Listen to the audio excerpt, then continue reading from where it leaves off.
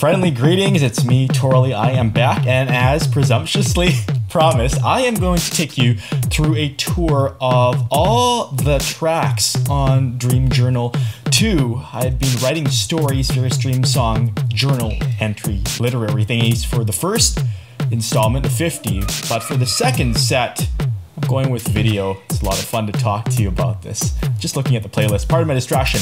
All right, this is Damaged Good.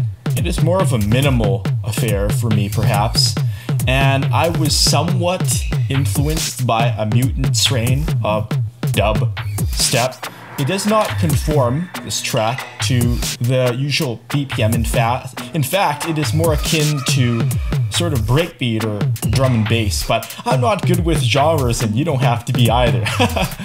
I was aiming for a post-apocalyptic, if you think of something like Fallout. I only played New Vegas recently, way after I made this, but the sort of feel of sparse, even tribal drumming. But of course the drum sounds here, they're deliberately synthetic, but there is a Japanese bathhouse sort of recurring percussion motif with in the right speaker if you have this in stereo.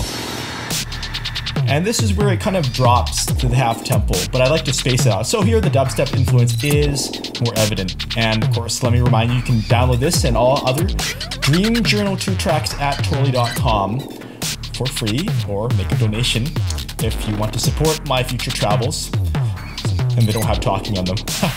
Well, this will give you more insight. So I want to have this head nodding feeling, because I often judge tracks, non-ambient ones, by their head nodding potential. If it's not making my head nod, then there's something grossly deficient with it.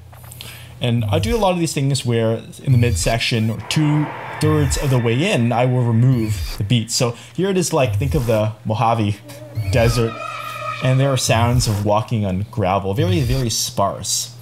And I like to tease that for tension and bring it back in.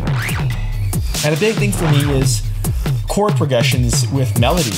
And the weird thing about this track, atypical my style, is it doesn't have a really defined melody until up towards the end, where it gets a trance-like arpeggio, this sort of hypnotic thing.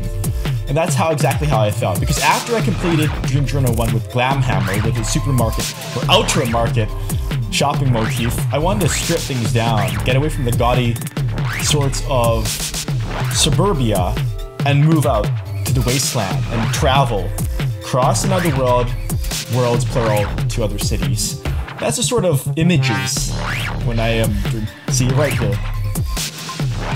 So the beat recurs with more force. I love adding big reverb, big splashes inspired by lush production in the 80s. That's Phil Collins in the air tonight. And just let it go out like that. Thank you for watching, and we'll have Autotel 52 up soon.